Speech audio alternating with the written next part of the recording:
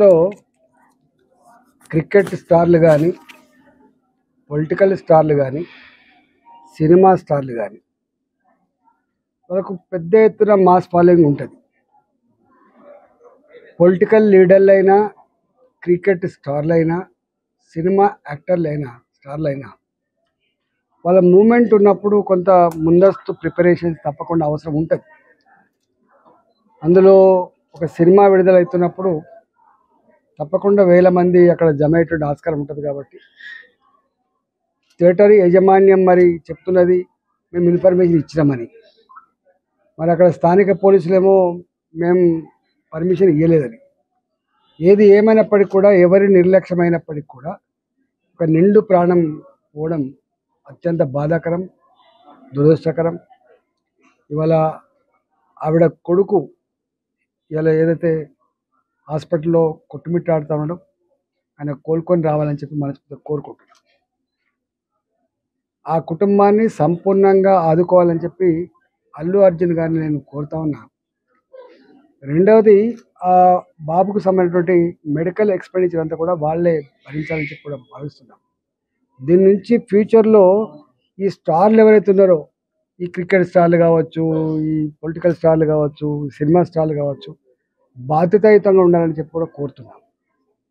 కానీ దీన్ని ఆసరా చేసుకొని ఇవాళ ప్రభుత్వం పెద్దలు, మరి ముఖ్యంగా ఈ రాష్ట్ర ముఖ్యమంత్రి గారు, సరే ఏం సంభాషణ జరిగిందో, వాళ్ళకి ఏం అహంకారం ఉందో నాకు సంబంధం లేదు, కానీ జనరల్గా విల్ఫుల్లీ ఇంటెన్షనల్లీ ఒక మనిషి చనిపోవాలనో, లేకపోతే ఒక మనిషికి ఇట్లా జరగాలని చెప్పి ఎవరు కోరుకోరు. వాస్తవం ఇవాళ ఇట్లాంటి జరగకుండా నియంత్రణ చర్యలు చేపట్టాలి, కానీ వాళ్ళని పిలిపించి పోలీసులు కూర్చోబెట్టి ఎంక్వైరీల పేరిట లేకపోతే వాంగ్మూలాల పేరిట తీసుకోవడం అనేది డెఫినెట్గా వాళ్ళకు పోలీసులకు మధ్య జరిగినటువంటి వాగ్వాదం మీద మాకు తెలియదు. థియేటర్లో సిఐ గారి పట్ల ఏమేమనేది మాకు తెలియదు, కానీ ఒకవేళ వాళ్ళ అహంకారం ఉంటూ ఉండని. కానీ ఇట్లాంటి ప్రాక్టీస్ ఇవాళ ఈయన మీద అవుతుంది, రేపు ఇంకోరి మీద అవుతుంది, రేపు ఇంకోరి మీద అవుతుంది. సిస్టమ్ స్క్రాప్ కావాలి కదా, సిస్టమ్ ఉండాలి కదా.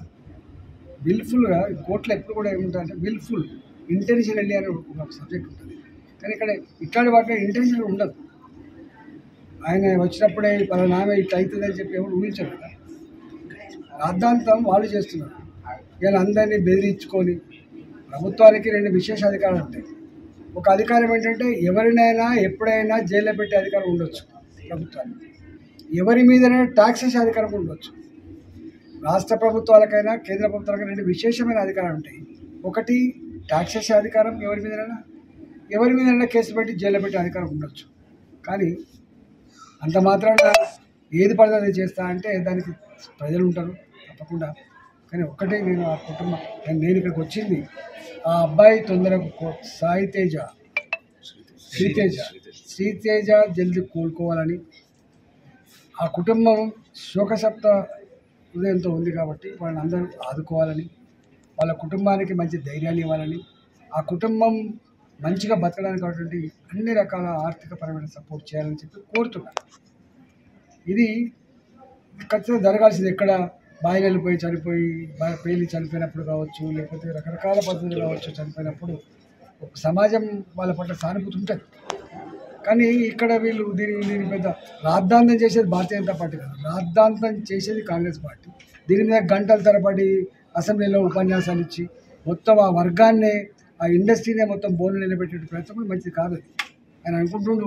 ఇవాళ కొద్దిమంది సోషల్ మీడియాలో ట్రెండ్ చేసేవాళ్ళు హర్షిస్తుండొచ్చు, కానీ అది మంచిది కాదు. దీన్ని రాజకీయ పరంగా కాకుండా, ఇట్లాంటి చిల్లర వేషాలు కాకుండా బాధ్యతగా వివరించాలని చెప్పి ప్రభుత్వాన్ని సూచన చేస్తారు.